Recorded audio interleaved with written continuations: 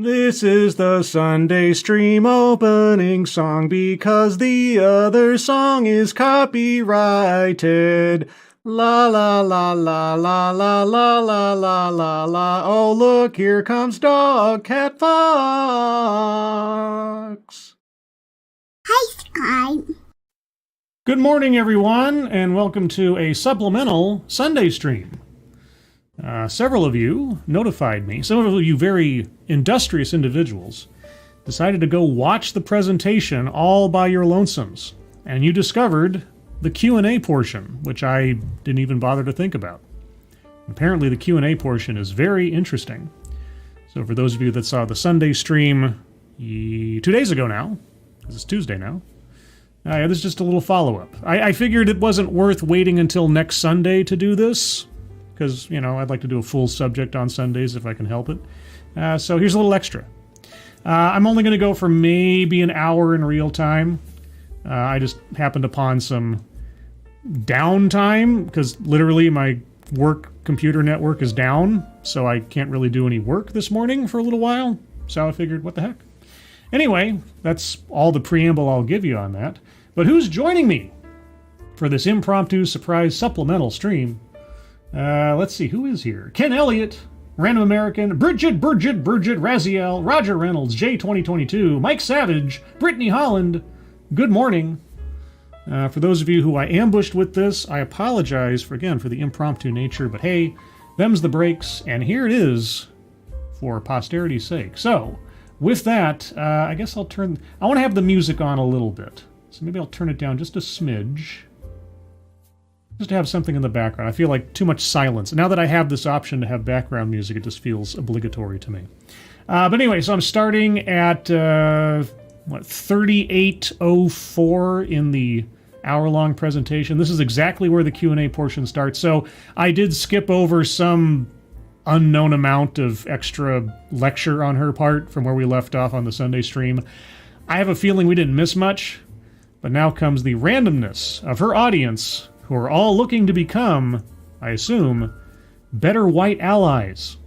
So for those of you who have no idea what I'm talking about and have no reference for this, there's a part 1 Sunday stream on my channel. You can go find it. Or you can just watch this and go back. Either way, have fun with it. Okay, let's go with continuing on into the Q&A portion from the book reading, or I guess summary, of The White Allies Handbook by Leisha Michelle. This presentation was given, I believe, on September 8th, so it's relatively recent, and the book itself was published just this last July. Is that enough? Is that enough introduction? Enough time that I've killed waiting for other people to show up? Like Texas Attorney General Secret Agent, Emperor W.R. Costin, ex-Bubba Hotep, Johnny Blaze, Lexi Mads. Good morning. All right, let's get into it.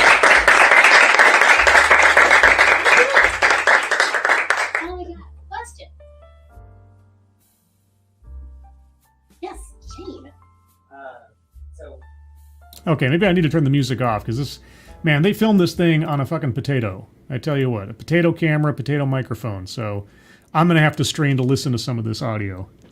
A lot of us have relationships in the American people have discussions about race, and we have...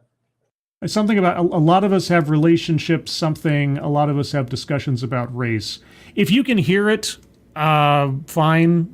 I'd be surprised. So I apologize for sort of acting as live subtitles for whatever's being said, but I just want to make sure that we all kind of understand what's going on here. Acquaintances that we may work with, or friend, or from a certain situation or group that we don't approach as often with things, even like not the hard conversations, but maybe even some of the kind of easier conversations.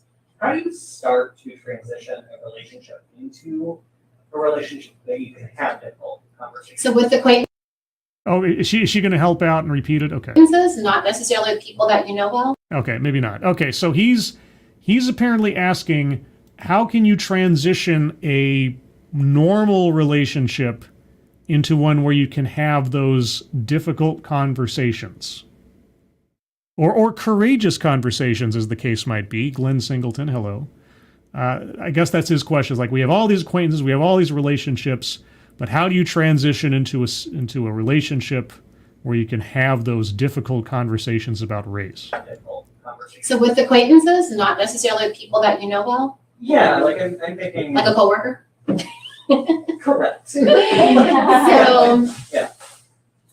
as an ally, it's still going to be your job to approach them and say something when you notice things that are. Holy whoa, whoa, whoa, whoa, whoa, Bubba. Bubba, just because I can't catch you live often and I know you will pay for... Oh, Bubba. Holy cow, man. Thank you so much. I have no idea what... I have no idea what to say. Well, first off, again, thank you. I'm glad you're able to catch live. I hope it's worthy of your generosity. And yes, I have been, and I do continue to try to pay it forward with your guys' generosity. Dang, thank you so much, man. Thank you. The poverty of my vocabulary in such instances. I wish I could say something more profound in thanks and gratitude, but I will do my best to meet that in action elsewise. So thank you, Bubba. Appreciate it so much. I don't know what else to say. Thank you. There are a couple of people who have a couple of projects upcoming, passion projects of their own that I intend to donate to, as well as there's a couple of charities I would encourage everybody to consider if they have the opportunity. First and foremost is the Leukemia and Lymphoma Society. I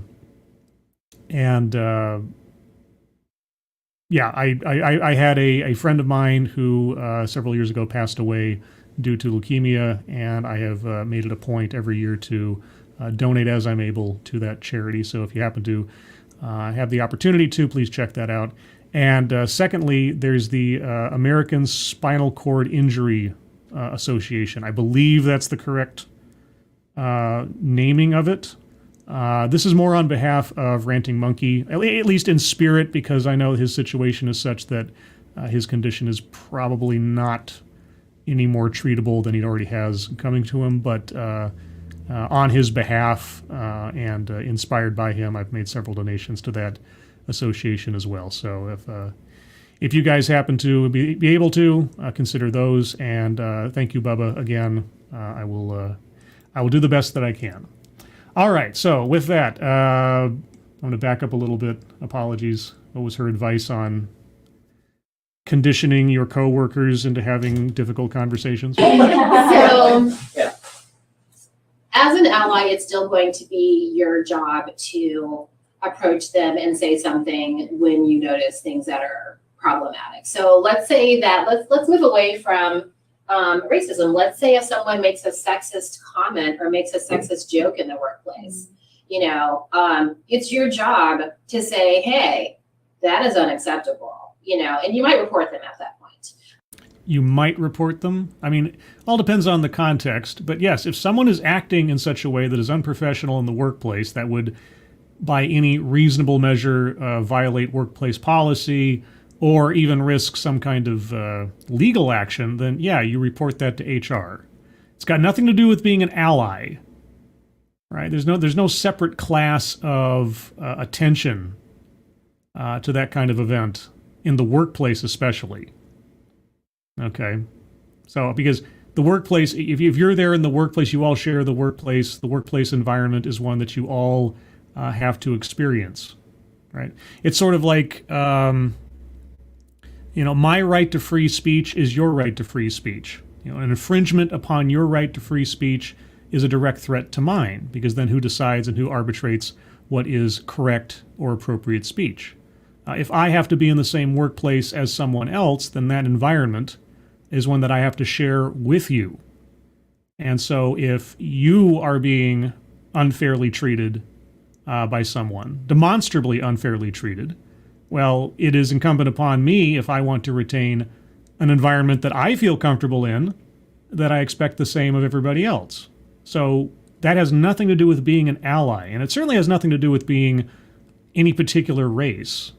So her example is not on point with her previous lecture at all.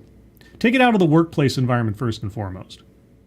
Right? She didn't say anything about the workplace per se. She said if she saw a white person talking to a black person and she decided that the thing the white person said to the black person was inappropriate, it's your job to intervene. She didn't really give any conditions on that, workplace or otherwise. If you're just walking down the street and see it, I would assume it is incumbent upon you to act. So, yeah. But if you're having a conversation, you just want to educate them, you could say, you made this joke about women, and it's really harmful, and it's not funny. And I like to say to people, why would you say that? Why would you think that was funny? Well, I mean, setting aside the inappropriateness of it, if you have to explain the joke to somebody, especially if it's a joke, especially if you understand that it is a joke first and foremost, maybe, yeah. Now, there are, not to be any kind of nanny state or anything else, but there is, and I've talked about this before, professional distance, and professionalism in the workplace as opposed to how you would behave in your everyday. Every workplace is different, but I operate on a default of when I'm at the workplace, I am there to work. Not socialize out of the bounds of, reasonableness, not to fraternize in any particular way. And I know where the line's drawn. Now, that's not because I instinctually know because I was conditioned or something, but I learned over time, what makes sense for the workplace and what doesn't. And some people have that regulator within them and some people don't. But that joke was hurtful. Yeah, hurtful, yes. I doubt that the sonic waves of the joke broke any bones. It may be inappropriate for the workplace. That may be true. But, yeah. But don't have that conversation. Just, you alert your superior and you let HR handle it. That's the professional thing to do. Not start lecturing someone, educating them, or whatever else. Go back to your job. I mean, short of there being a direct threat to somebody taking place, if somebody makes a joke you don't like or you have a problem with, you don't make yourself the judge. You send that off to HR, you file a complaint anonymously, whatever. But if you're going to start, interrogating anybody who says something that you don't appreciate, who's creating the hostile work environment if you're wrong? That's the thing. You have to consider the possibility you might not be in the right. That's why you leave that to the people who are in charge. Anyway. Explain to me how that's an appropriate conversation for our workplace. Okay, are you the supervisor? Are you the HR manager? Having this conversation with someone privately in your office? Or are you just confronting this person in front of everyone in order to shame them and prop yourself up as the moral authority of the office? That'd be my question. Are you in a position where it is appropriate for you to ask that question of that person? Because you might also be doing something inappropriate for the workplace at that stage of the game. Their action is their action. Your action is yours. You don't have to handhold them into having a gentle conversation with you. You might at that point have to make them just really think about it. Because one thing that I've realized most of the time, if you even kind of nicely call someone in, they're going to get upset and they're going to get defensive. And, you can say to them, I'm not trying to make you defensive. I'm trying to make you aware that what you've said is problematic. We're in a workspace and that's unacceptable. Well, in your opinion, again, the professional thing to do would be to file an anonymous complaint with HR describing the event. I had this happen to me in work several times where someone either, equal in, I don't know what you want to call it, rank or whatever, someone who's just in a lateral position or someone who's in a supervisory position who has said or done something that I found to be inappropriate. Okay? But I did not confront that person. I did not scold them in the office place. I did not attempt to educate them. I made a note of the time, of the date. I wrote down a description of the event as I perceived it, and I passed it on to my supervisor quietly.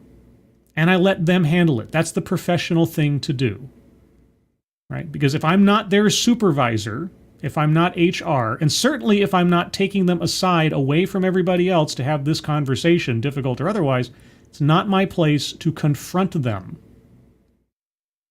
That's not the professional thing to do. So what she is advising here is not professional. It's reactionary. It is demagoguery. You just do your own thing and leave it to the people in charge to handle it. It's difficult. It's harder at work because then you have to figure out, is this an HR issue? It is an HR issue. If you think someone is being so inappropriate as to be some kind of morale danger or hurtful or whatever else, yes, it is an HR issue. It is a supervisor issue. It is not your issue to police everyone's speech at the workplace, unless that somehow is your actual job description. That's the long and the short. That's the advice you should be giving the people in your audience. If you see something at the workplace that you feel is inappropriate, either in behavior or speech or something else, make a note, pass it on to the proper authorities, so to speak, and leave it be. Let them handle it. It's not your job, and it's not your place to do so. Doesn't matter who you are or what your skin color is. Is it an issue that has to go to my manager?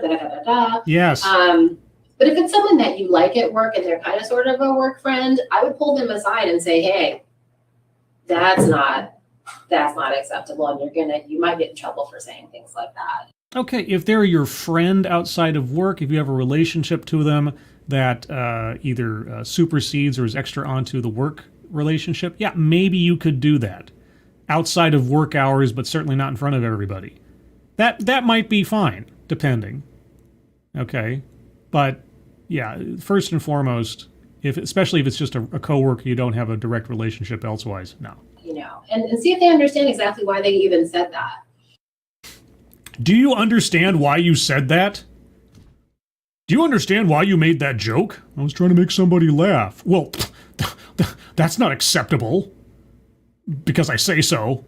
The behaviors that we see out in the world are things people are doing in their homes and they think it's completely fine. And they get out in the world like, ooh, I didn't realize that was a bad thing. This is terrible. It's dealing with people that are more of acquaintances. It's hard because you don't know them. You don't know how they're going to respond. But I still think it's our responsibility to say something. I wish someone had said something when I was working corporate and no one ever did. I wish someone had stepped in and said something. Right. You wish someone had stepped in and said something. Okay. You didn't file a complaint. You just quit after 7 years. I remember this story now.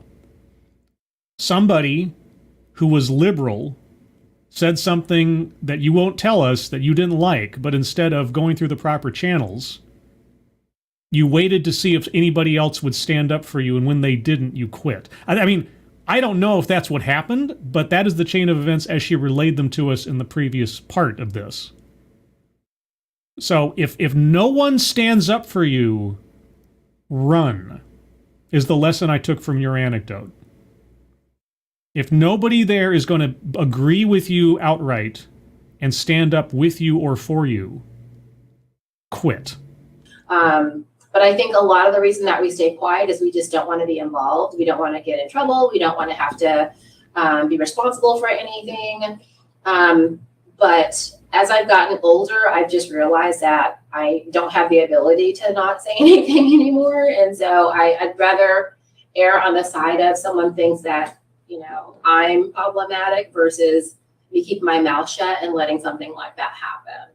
You don't have to, quote unquote, keep your mouth shut, but you can go through the appropriate channels. You can understand that you are not a person necessarily in authority to be scolding someone, educating someone, that you're not necessarily enlightened. You have to allow for the possibility that you could be wrong, that your interpretation of events might be off, or that your judgment of someone might not be the judgment of those in charge of the workplace. That's why you write it down and you pass it on to the manager or HR or whoever else and let them decide. You do not run the company. You are an employee at the company. All right, so short of there being a physical threat or something that is just beyond consideration as a bad thing taking place, it is not your place to intervene or scold or educate or anything else. Doesn't matter what you look like, doesn't matter how high you are on the totem pole or otherwise. That's the long and the short. I work in a library, so it's not as bad. Corporate America was pretty hideous. So that's a good question. Was it a good question? I'm not sure it was a good question, but either way. Yes. Can I bounce off of that? Sure. One thing that I have really struggled with is trying to learn how to be that person who does speak up in a way that actually is effective for changing the people in power and their policies and their approaches without losing my own job. Yes. That's difficult. Which I'd rather be me Right. than someone else. Right. I'd rather be me than someone else, but how do I change the people in power without losing my own job? Okay. But Right. it doesn't look great long term. Right. No, I know what you're saying. And unfortunately, there's no way for us to know when you're going to get fired and when you're not. And we don't know how receptive people are. Well, I'll tell you what'll get you fired quicker than not, acting outside of either company policy or professional conduct. I'll tell you that, it's not guaranteed, but if you decide to roll the dice and take it upon yourself to be the savior of the workplace, the likelihood that you're going to either ruffle some feathers or cross some lines increases. Interestingly enough, I was working with one of my allies. We might be doing some kind of like a DEI-related workshop. Working with one of my allies. I just love how she just, removes the personal connection from anybody else, and they just end up being this category of people. One of my allies. No name, no other distinction. Even if you said something like, I was working with, John Smith, one of my allies. I mean, that would feel a bit more acceptable to me if we're going to be talking about tone policing or anything. But yeah, okay, working with one of your allies, just the sort of, unnamed masses of that demographic that serves you. With this company that is a cannabis company. And when I tell you that the woman I talked to was not receptive of us talking at all to the executives, because they set the tone of the organization. She was like, no, I think they're all fine. And I said, wait a minute, there's no women up there. It's all men. It's white men and Asian men, no women. And I was like, that's already a problem right there. So I'm not really sure how you think I already see your issue right there. And you already see the issue. The people in charge are of the incorrect race and gender for your appreciation. Oh, okay, well, I'm glad you made that clear. So you just know by looking at the race and gender of the people in positions of authority in a company where the problem lies. Now, again, just like I've done in so many of these things before, imagine that our speaker was a white man standing at a podium in front of an audience describing the problem of a business he came across wherein everybody running the business was black and Asian. Just imagine that for a second. What would you think of that person? What word would you use to describe that person? What value would you appoint to their opinions on such things? But here we are. Asian men, no women. And I was like, that's already a problem right there. So I'm not really sure how you think I already see your issue right there, and your company is not diverse. I think that's what you're going to come across most of the time, because for whatever reason, organizations think that the employees are solely the problem. we are not solely the problem. We are just a symptom of a larger problem up high. The employees are a symptom of a larger problem on high. What problem? What problem are you attributing to the executives and or the employees? And rarely have I encountered people who are running an organization who will admit that they're the problem. Rarely have you... Okay, so you accuse... So just in the example you gave, you would accuse the leaders of this unnamed company that is run by all white and Asian men. You would accuse them of wrongdoing. And the signal to you of this wrongdoing is their race and their gender. And so you would go before this group of people, hypothetically speaking, and tell them that they are the problem. They are the problem because of what they are. And they're going to look at you and say, what are you talking about? That doesn't make any sense. Which it doesn't to an irrational person. But you're going to take their bewilderment with your argument as evidence of their wrongdoing. Okay. Makes no sense. So I don't even know if I have an answer for you, but I would say, I guess, try to weigh the situation and see how receptive that person would be. Consider posing it as a question, like, I'm wondering, why is it that we don't have any women in so-and-so position? Why is that? Why do you think that is? Can they not find people? Because I feel like as a woman that I couldn't even get into that position because there's nobody there that looks like me. Yeah, because I'm so narcissistic that I need to see someone who looks like me to believe that I could possibly achieve such a thing.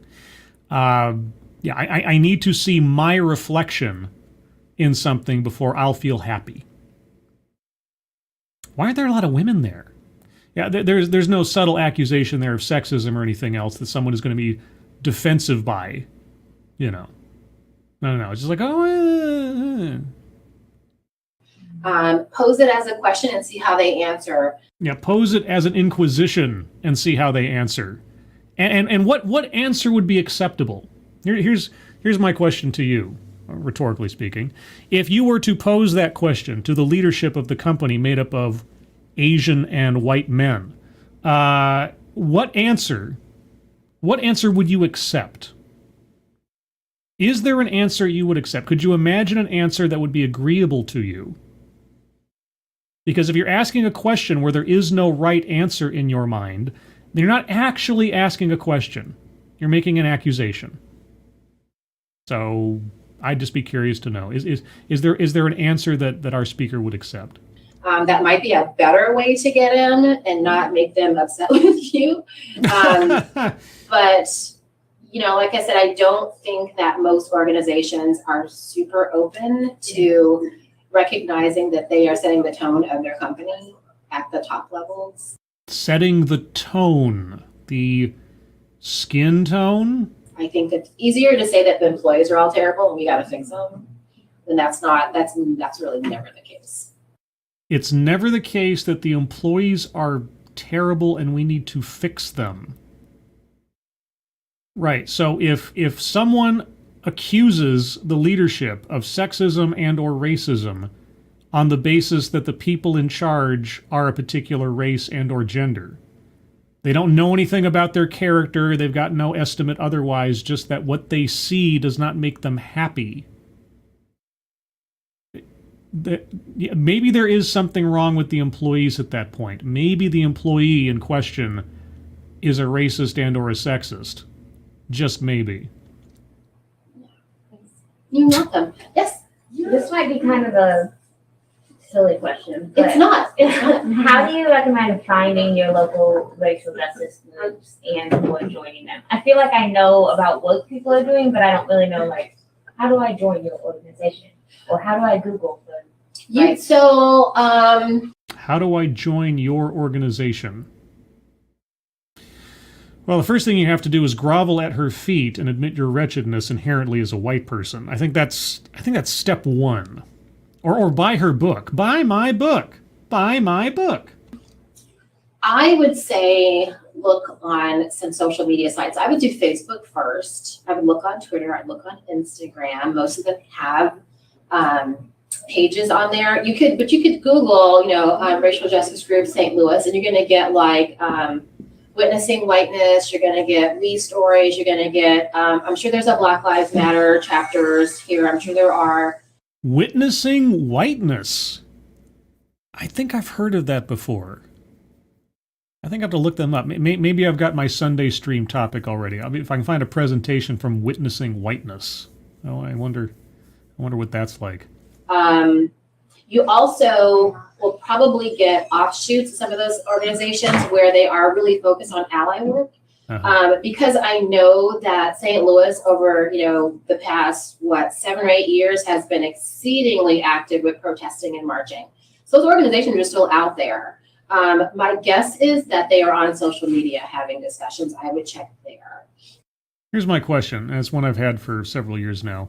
How have the efforts of organizations or offshoots thereof, say of Black Lives Matter or Witnessing Whiteness or any of these other things, what positive effect have these organizations had from their activities on race relations in this country? Like, how have things improved as a result of their activities? I'm not asking facetiously. I mean, I don't know. I don't know if there's a way you can measure that per se, but I'd be curious to know what the argument would be as to how things have improved because of all this money, all of this protest, all of this activism, and so on. Because it's been a lot, and it's been concerted. And so you would think there would be some measurable changes that have taken place in the, let's say, in the years since Trayvon Martin, 2012, I think. So last 10 years or so. What is improved as a result of these efforts? I'd be curious to know that, because every time I look at a presentation from a week ago or something, I'm told how terrible things are. Nothing has improved. I gotta wonder, do people who profit off of this stuff ever want it to improve? And I know that might be more of a facetious question, but all the same. And again, when you're in a racial justice group, people are going to know. People will know, especially from people who are local. They're like, well, I know these organizations. So I would do that. I'm local to where I'm local, and I don't know about all the racial justice organizations around me. What? I must have missed something. That's a good question. Thank you. Jumping all the way back to Uncle Bob. Well, how can I join your organization and everything else? Use Google, Facebook. Okay. Oh, Uncle Bob. He's so great. What if it's almost everyone in your family? Yeah, I think that's really common. Yeah, I have a couple of choices. There are people who will just say, I'm just done.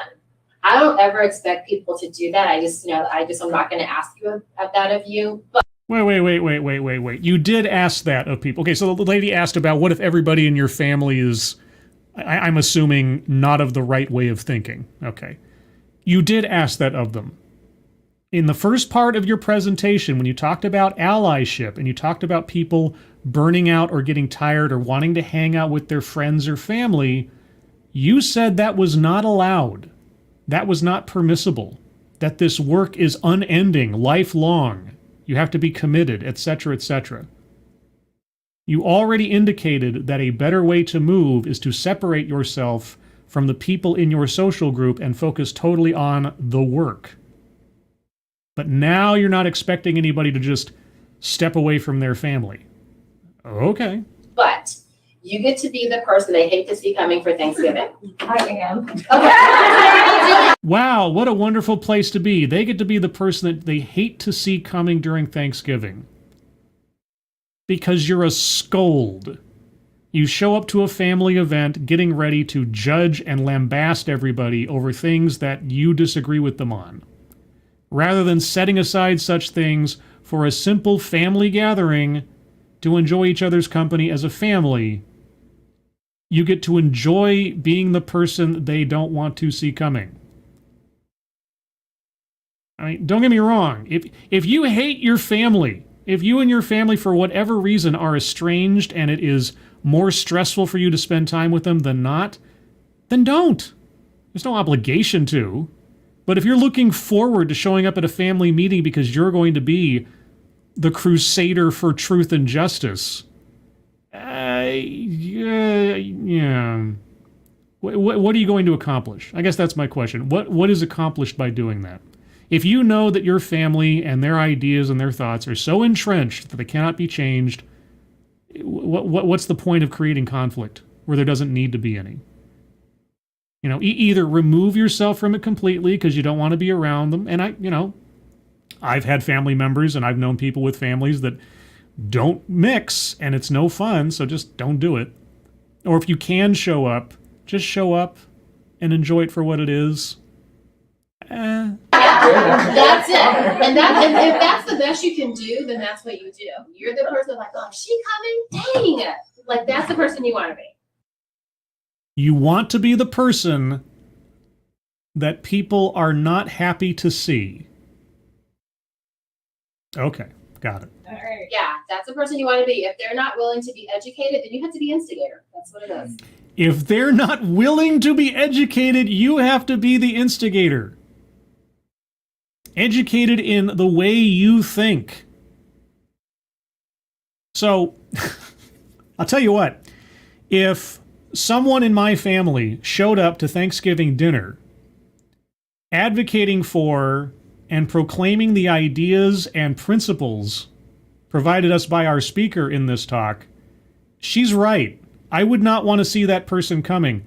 That would be effectively the Uncle Bob she was warning us about in the previous part.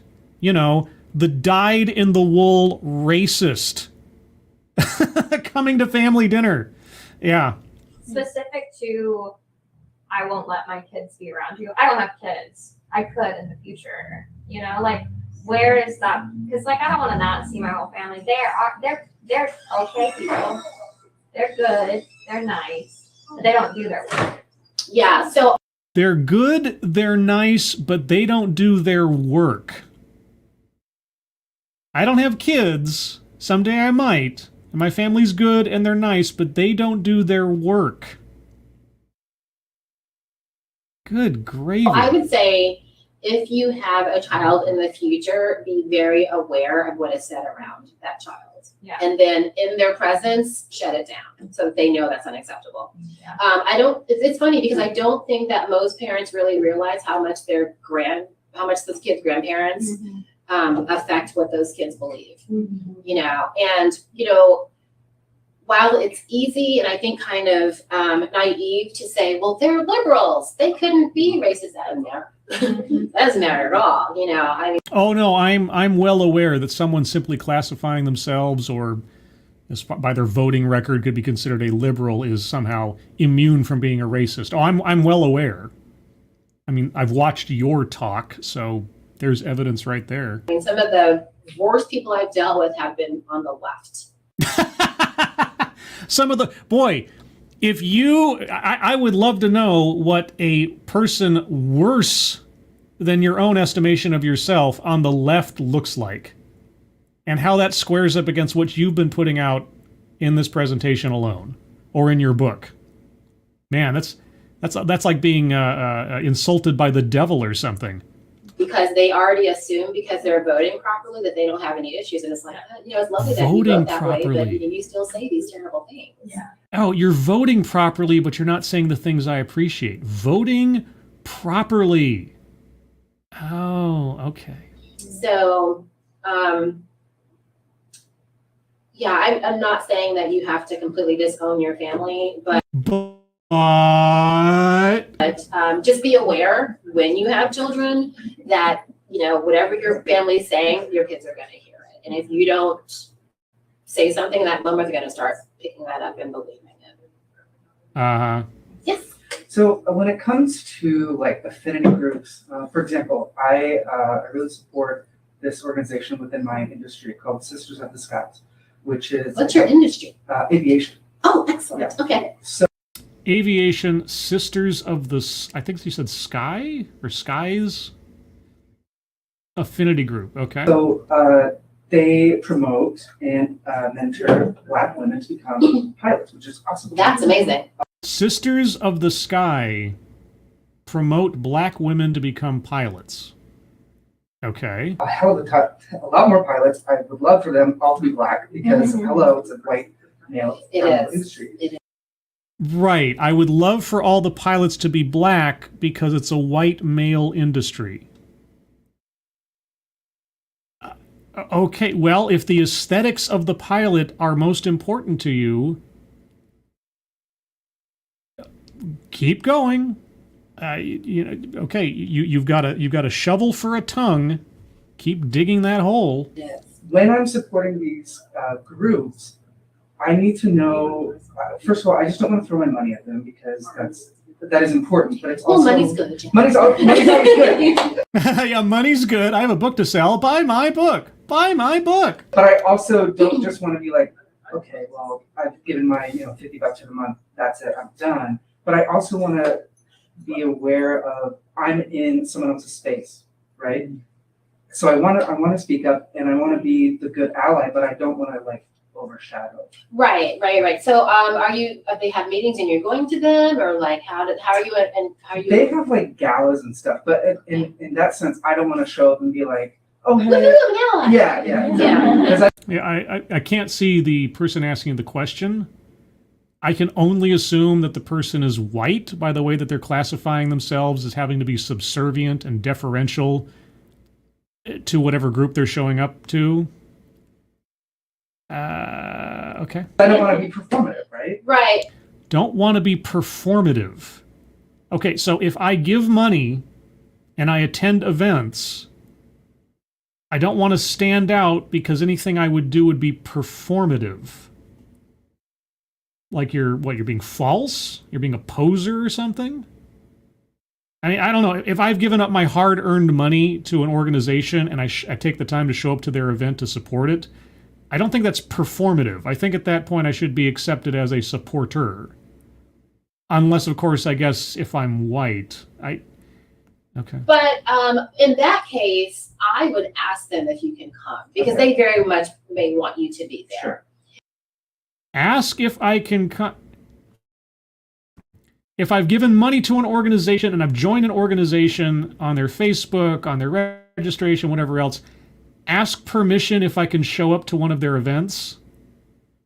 What should cause me to think I should ask permission, I wonder? And that's a really good question as far as what's the line between being supportive and just basically just being overbearing and annoying, Exactly. right? Yeah. I don't know. What is the difference there? Is it possibly the interpretation of the racist person looking at you? So what I tell people, anytime that you're in a space that you're supporting any marginalized group and you're not part of that group, you're not. Demographic. They are not groups. They're demographics. I mean, the group you're talking about, Sisters of the Sky, for example, or whatever, that is a group. Right? They are not marginalized inherently. They are a group with an agenda and a mission statement. But you're not part of that group.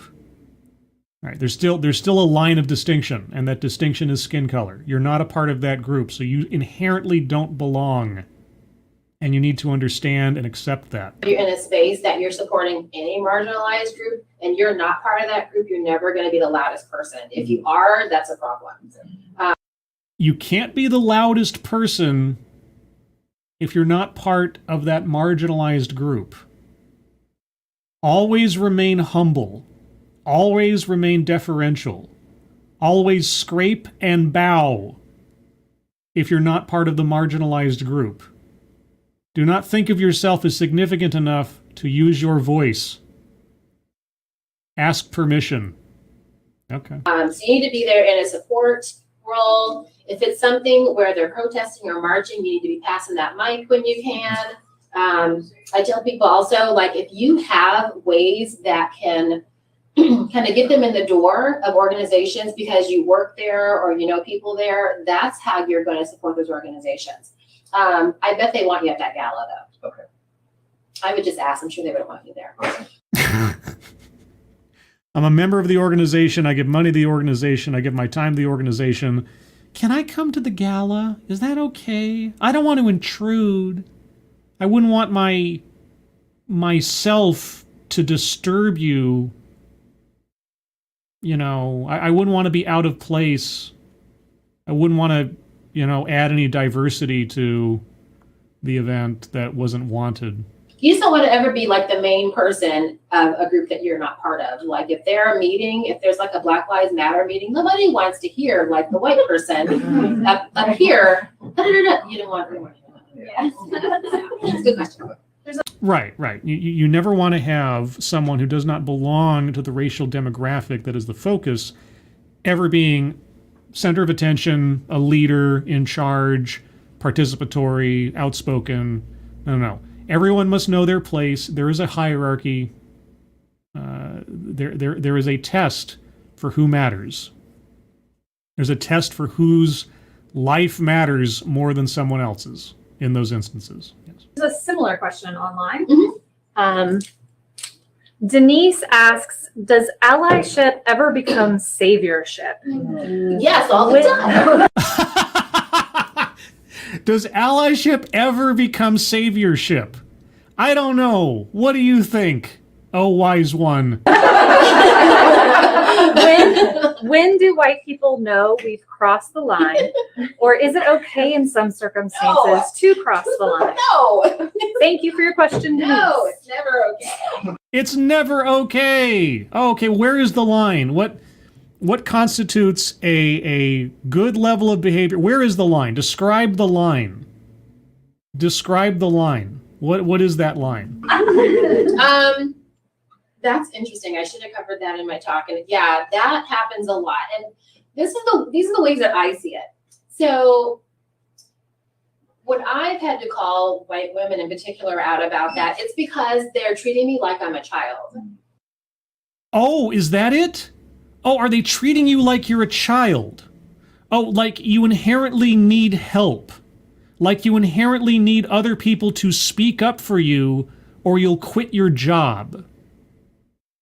But the whole concept of a racial ally subsect of people this isn't inherently indicating that you are in need of help and there's only one type of person who has the power to help you.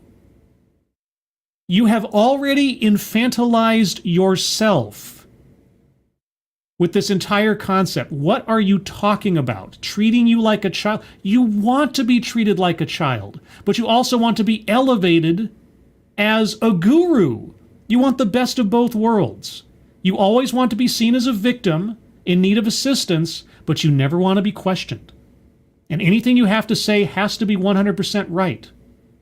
And you have to send people away to learn how to apologize to you in their affinity group before they can appropriately approach you with their deference. Have you been listening to yourself by any chance? So if I'm asking for you to help me reach equality and equity, somewhere they're thinking, well, obviously she's just not able and capable of doing this on her own, not because I'm Black, but because I'm just obviously either a child or immature or whatever. That happens a lot. I can't imagine why that happens a lot. I can't imagine why someone might interpret your self-victimhood over everything. How if no one was standing up for you, then you're just going to take your ball and go home from your job. I can't imagine why someone might interpret your attitude about things in that way. It's a mystery. Where's Robert Stack to help us with this one? So there's this idea that if Black women are asking for your help, that you have to save us from ourselves, from our men, from our communities. Well, what do you need help from? What are you being victimized by, except the system? Except white and Asian men? I mean, you're asking people to rescue you from the forces of the universe that you cannot take on your own. You are an inherent victim of other people in that scenario, are you not? And that is not the case. It's not the case? It's not the case. Everything you've told us to this point does not place you straight in the firing line of victimhood from every direction. People not helping you. You need to create a whole subclass of people who are there to do nothing more than to service your needs, support your causes, and donate to your well-being. But you're not a victim. You're not a child. You're not asking to be saved. Okay. It happens. The white savior thing is so common and so upsetting on so many levels. You know, I have had to tell people we are not children. And Black women, we have worked really hard to get where we are now. And if it took just hard work, we'd be equal. But that's not, it takes more than that. It takes you all to help us. You know, so it's kind of a fine line. You know, the white savior thing is never going to be the answer. Ever, ever, ever. And you have to think about how you feel about the work and how you feel about Black women. Where is the line? That question is still outstanding to me. Where is the line between a good ally and an unwanted savior? Right? Where is that line? You know, give an example. I know the whole thing has got to be relatively abstract and amorphous, but all the same, you know, the behavior in this instance is fine. The behavior in this instance has crossed the line. Where is that line? I would love to know where the line is. The worst saviors in history have been the abolitionists, because abolitionists, when they were supposed to be helping the Black people, they really did see us as children and inferior, but they were saving us. They were saving us from slavery, but they didn't see us as equal. You know, so that's a very classic case of being a white savior. Okay, so the abolitionists were wrong? I mean, their attitude was wrong, even though the end result and their goal was a righteous one. So they should have been...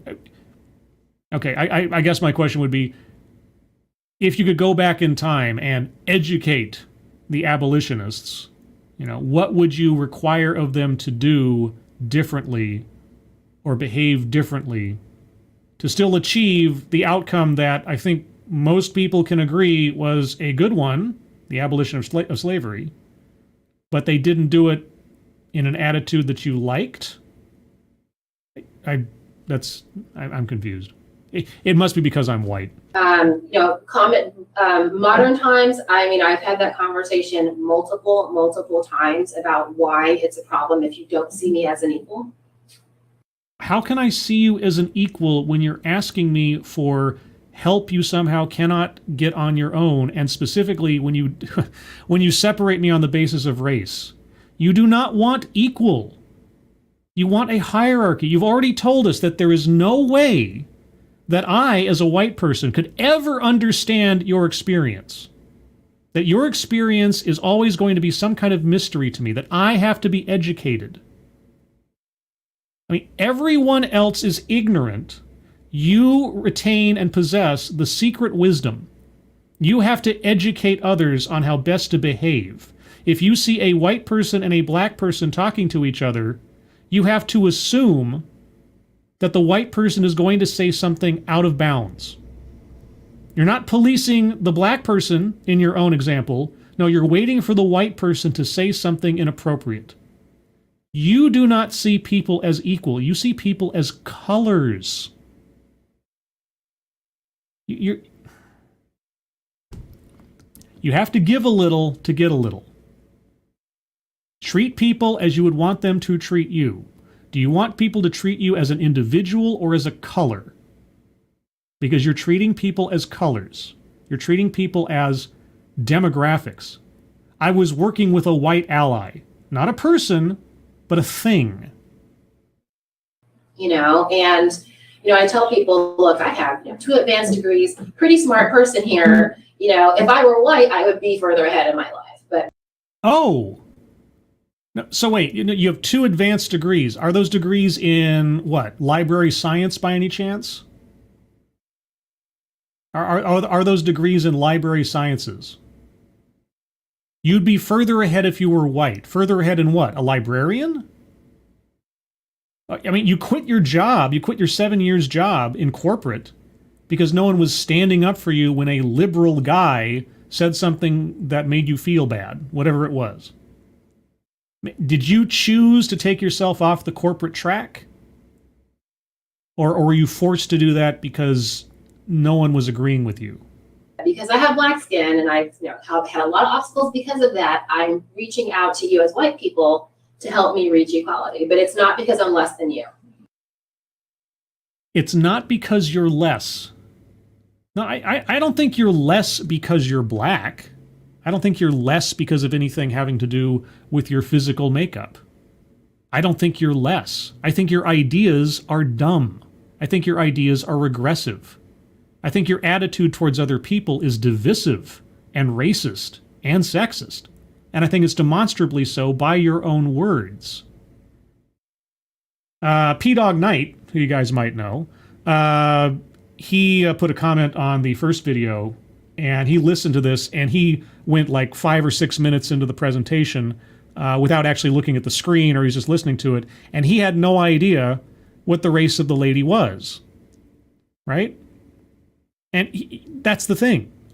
If this was a podcast, and I had no idea of the race of the lady, right? Her ideas would still be regressive. This is what I'm talking about earlier. If you just exchanged her out for a white man at a podium saying nearly the exact same things, just changing out white for black or male for female or whatever else, no one would find that acceptable. Yeah, no one in the mainstream would think that that person is a hero or needing of support or you should buy their book. No, you're not lesser for what you are.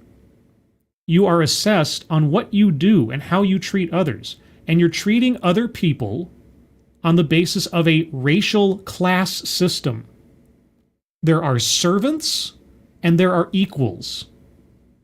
There are people who are inherently bad because of how they look, and there are people who are inherently in cooperation with you because of how they look.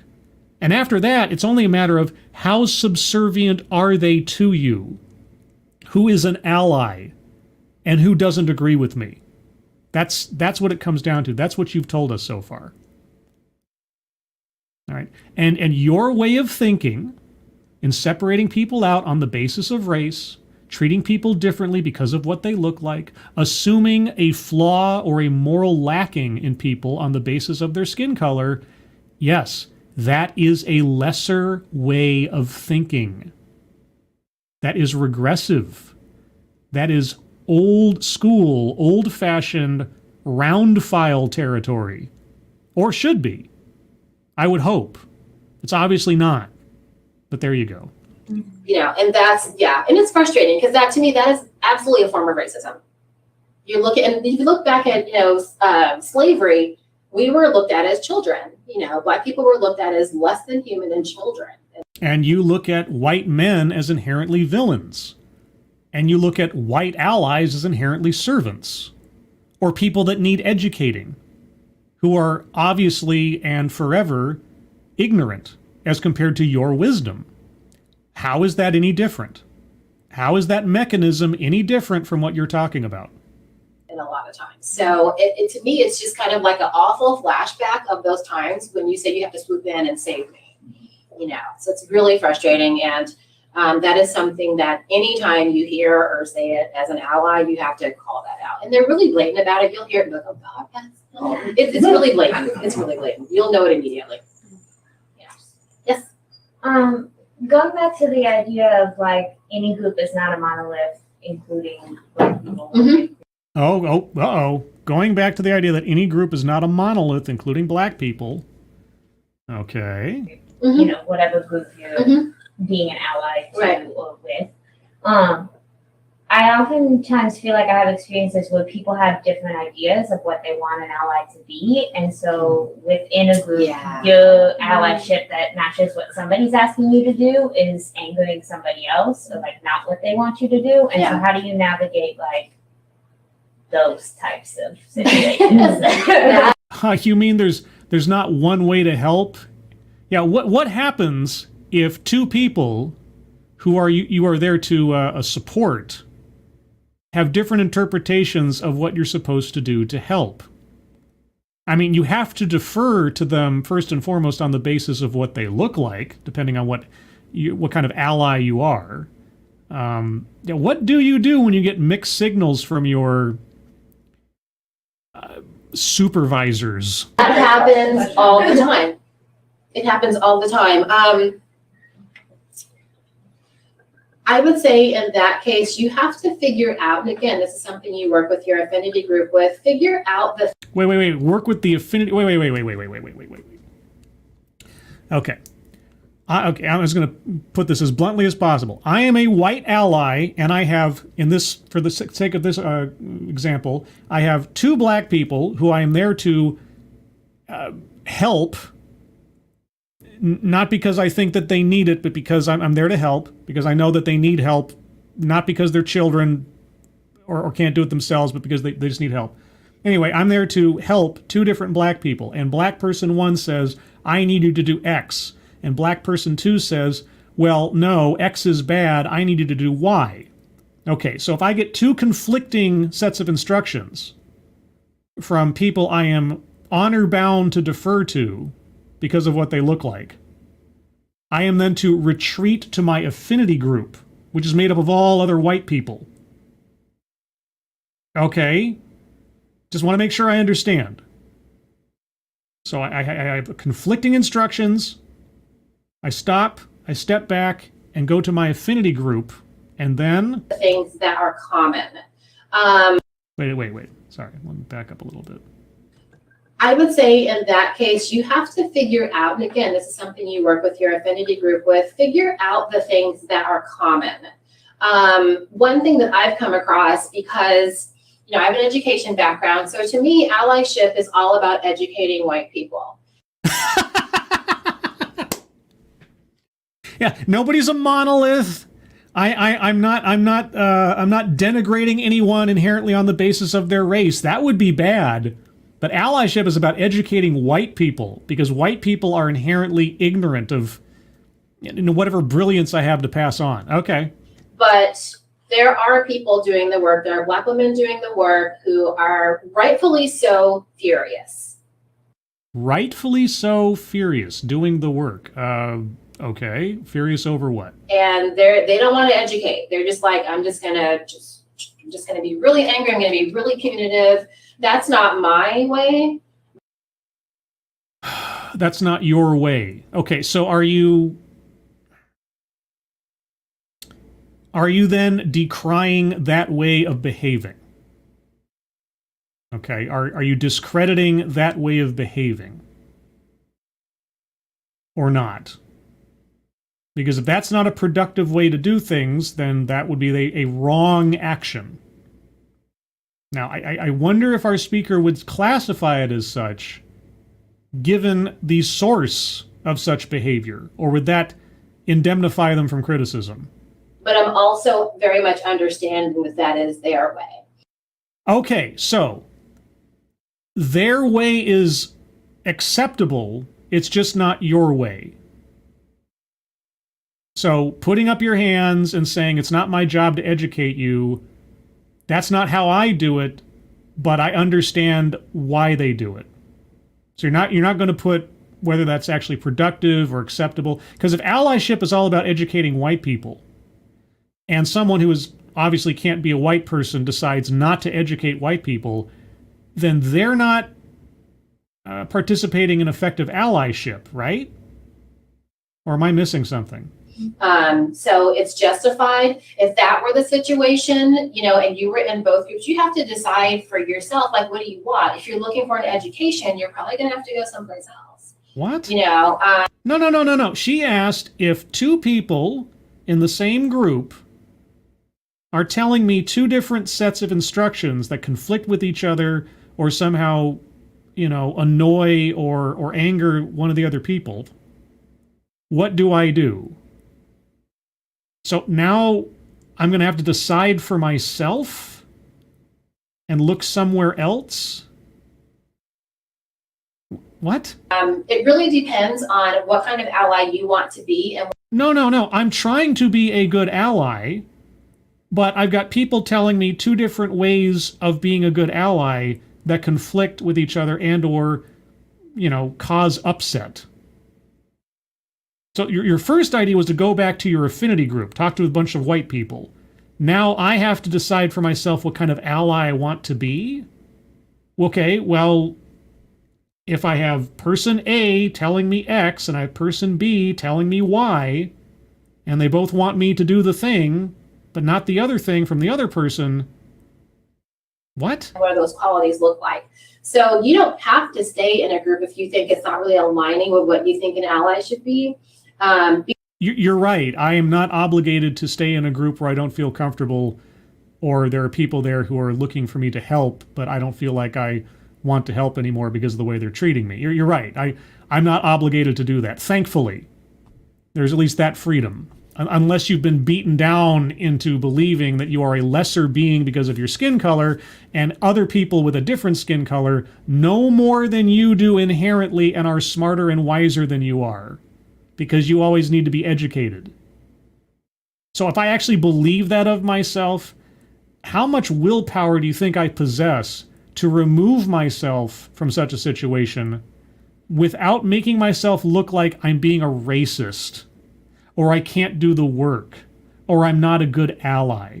When you've drilled into someone's head that the only correct way to behave is the way I tell you, and the only correct way to be supported and appreciated in your social group is to behave the way I tell you, how easy do you think it is to extricate yourself from that situation just because it's hard, just because it gets frustrating?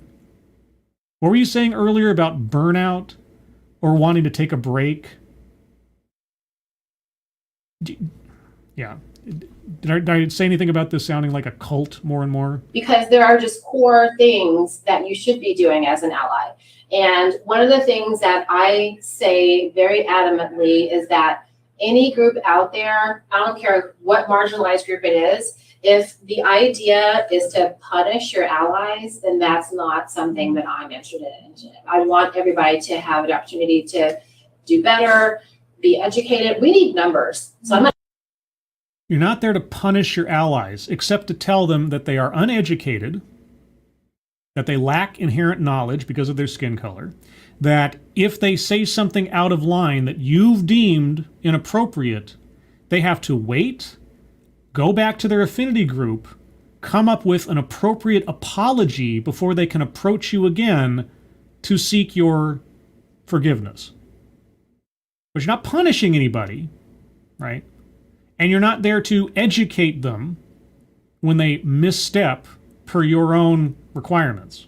No. That's not punishment. That's being a good ally. All right, okay. I'm not trying to run people off, You're not trying to run people off? Well, I guess I'm just not the kind of people, literally, that want to have anything to do with your organization if I'm going to be seen as a lesser being, first and foremost. But maybe that's just me. So, some people are masochists, right? Some people have decided to accept that they are a lesser person that needs to give penance simply for what they are because of the past actions of people that kind of looked like they did in the olden days before they were even alive. But I just don't fall into that category, I guess. But having said that, I know that those groups exist. It's just not my way. But so you would decry those groups as acting inappropriately for the ends that you are attempting to achieve, right? You would disown them, wouldn't you? Wouldn't you consider them to be counterproductive and or destructive to the whole purpose then? But you can't, right? You would be criticizing or decrying people who look like you, right? And that you can't do that. You can't bring yourself to say, stay away from those groups. Stay away from people who mistreat you.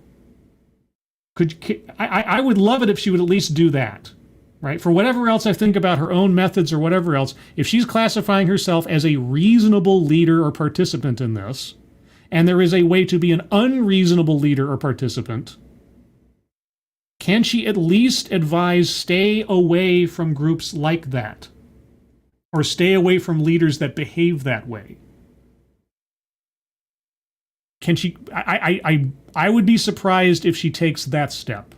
So far, she hasn't. I'd be surprised if she does, but who knows? Maybe the next 5 seconds will prove me wrong. Do you have to figure that out for yourself? Okay.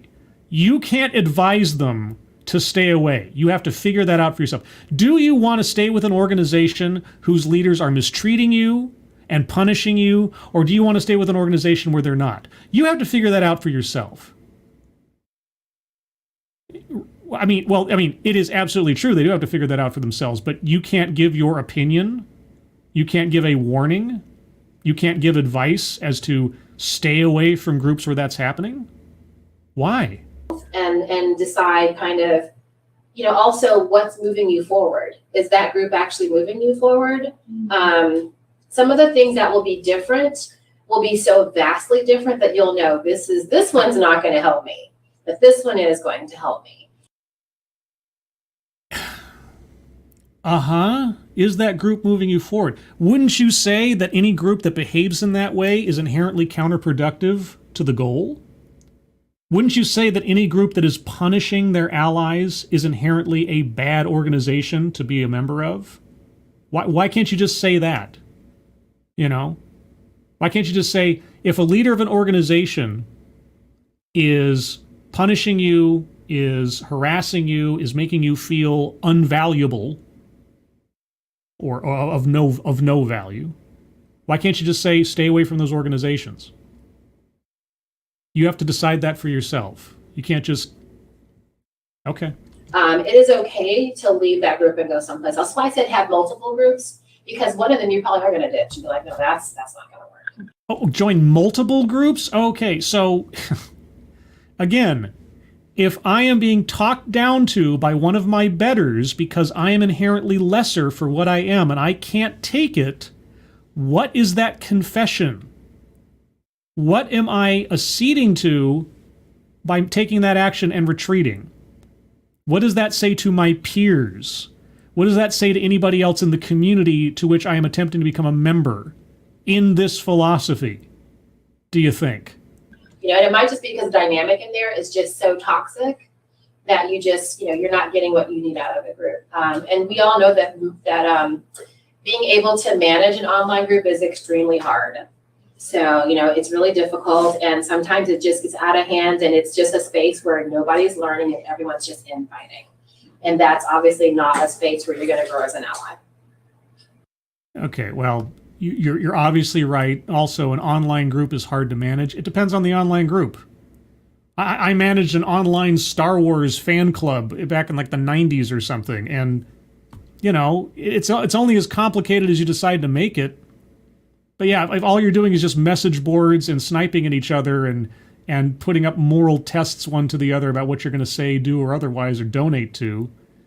If you decide to take on that responsibility to manage an online group, what is that an excuse for mistreating people? What was that? That's a good question. Yeah, I guess it was a good question. You didn't really answer it. Yes. I'm not sure if this is a question, but I wanted to share an observation that I have. A few of us here go to the Brown School at WashU. I'm at WashU too. I'm the librarian there. Oh, this is librarian. Oh, cool. So yes, I know your librarian. We're in the Brown School. And during orientation, there were a few sessions that talked about DEI, how to have difficult conversations. And in one of them, there was like a text your answer in, and it popped up on the screen. And the question was like, what are you afraid of having difficult conversations? And it's a majority white women area, a lot of white women. And a lot of them were saying, I'm afraid to say something wrong. Yeah. I'm afraid to be wrong. Yeah. And when I was seeing that, I was thinking, like, that's kind of selfish. It's kind of selfish? Well, I mean, in the sense of self-preservation, in an environment where you're constantly being looked at as a villain. Yeah, I suppose. I suppose that's selfish. It is. I think it's what women do, though. I think that we are kind of like, we don't we are harder on ourselves than like we think other people will be on us. You know, so I think we'll talk ourselves out of kind of stretching and being uncomfortable because I think it's society we're supposed to be more agreeable. I mean, we're not, but we're supposed to be. We're supposed to be more agreeable, right? Yeah. So I think that really hinders us from having uncomfortable conversations, which is odd because we have closer relationships than men. Right. So it doesn't even make any sense. But yeah, I think it's hard for us to kind of get out of our comfort zone. We're also emotional. So that's really, it's really difficult because, you know, we like to cry. So yeah, all right. But yeah, that's a good question too. The whole thing about being afraid of having the conversation, we got to get over that. Yeah. You know, and to me, you know, yes, Black women are doing a lot of the racial justice work, but if we get the bulk of white women, we are going to be unstoppable. We're going to be unstoppable, you know, and that's kind of my goal. I want us to be making the policies and driving all the change in this country. Okay, I think, yeah, I cut off the end of this video because there was like this whole section where she walked off the stage and there wasn't anything going on. There were several minutes of just an empty podium, and so I think I left out, you know, the last couple seconds. But I think we were only a few seconds away from the end of the Q&A anyway, so we got the bulk of it. And there you go. That was the Q&A. That was the focused wisdom and insight from our speaker, the author of The White Allies Handbook. Oh boy. Yeah, so that is a overview of how to be a good white ally. And by the way, it's not that she's incapable of helping herself. She needs help because of what she is. But don't treat her like a lesser. Don't treat her like a child. Don't be a savior. Be an ally. Be deferential. Don't speak out of turn. Don't go to places where you may not be wanted because of your skin color. Ask permission first. You know, maybe someday if you become really, really important, you'll get a name instead of being called a white ally. She might refer to you by name. And oh, what a glorious day that will be. Anyway, guys, there's the supplement. I have to actually split because I have big boy responsibilities to take care of today. Just wanted to do this as a follow-up and to sort of wrap up the Sunday stream. And thank you guys to those of you that went the extra mile to watch this presentation in full to alert me to the Q&A session. I appreciate that. Yeah, I'm going to go. This is my exit. This is my outro. If you'd like to hear more from me, you can find me here Thursday morning, specifically, for the next She-Hulk review, episode 5, which I assume will be the Daredevil episode, but I guess we'll find out. And then later that day, that same Thursday at 6 p.m. Pacific, 9 p.m. Eastern, I'll be doing another episode of TED Excellence, where I'll take a look at another off-brand TED Talk for education and allyship. I call it Education. Edgeship. There you go, Edgeship. I like that, Edgeship. But with that, everybody, thank you for joining me. Moderators, thank you for keeping an eye on things. Even though everyone here is so well behaved, you have very little to do. Everyone who donated, Bubba Hotep, I'm looking at you. Thank you so much for your generosity. I really do appreciate it. Everybody, have a good rest of your Tuesday. Have a good rest of your week. Hope you are all safe and well. If you are not well, please get well soon, and I will see you on the next one. Take care. Bye-bye.